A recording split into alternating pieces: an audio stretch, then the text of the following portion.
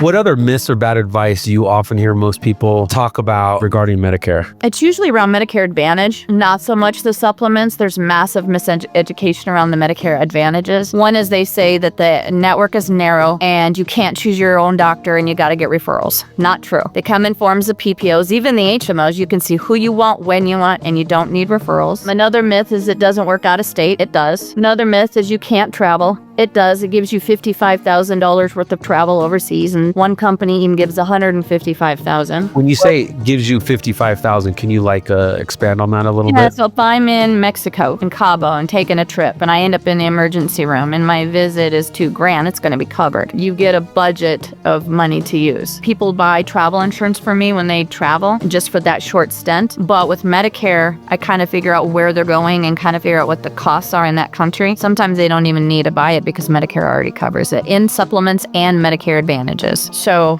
there's just so much myths about how you can't choose your own doctor. Not true. The networks are small. Not true. You don't need referrals.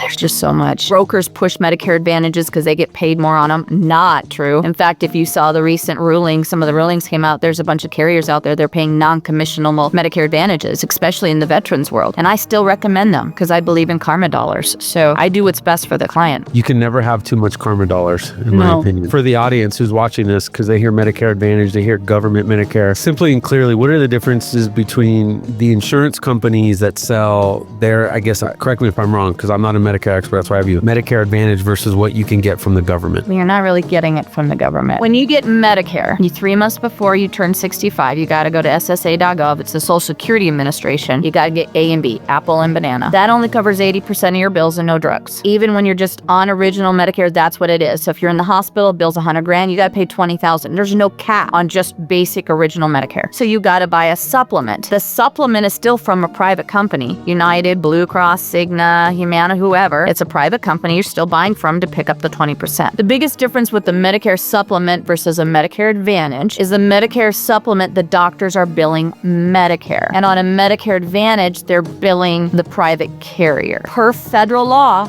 Medicare Advantage has to cover exactly to a T the same things Medicare supplements do. Medicare supplements cannot cover more. Medicare supplements are only medical. Medicare Advantages are dental, vision, hearing, chiropractic, over-the-counter, gym memberships, and sometimes even healthy foods. Medicare supplements are strictly medical, and you have to buy a separate drug card. Where in a Medicare Advantage, the drug cards are involved or already in the policy. On a Medicare supplement, the doctors bill Medicare. On a Medicare Advantage, they bill the carrier. And so sometimes doctors get confused and they use the word Medicare Advantages replace Medicare supplements. They cannot. Nothing can ever replace your Medicare. And the reason why I use that, because if I say that, I'd lose my license for saying such a thing. In the doctor's minds, I can see why they say that, because it's who they're billing, right? They're like, well, I'm no longer billing Medicare, so I'm billing Medicare Advantage, so they must replace it. Nothing can. And the reason why that's so important is I've gotten people who've talked to their doctors and said, oh, you bought a Medicare replacement. And then they go, what the heck am I spending $168 for on Medicare then? Then they call Medicare and cancel it, and they lose all their insurance.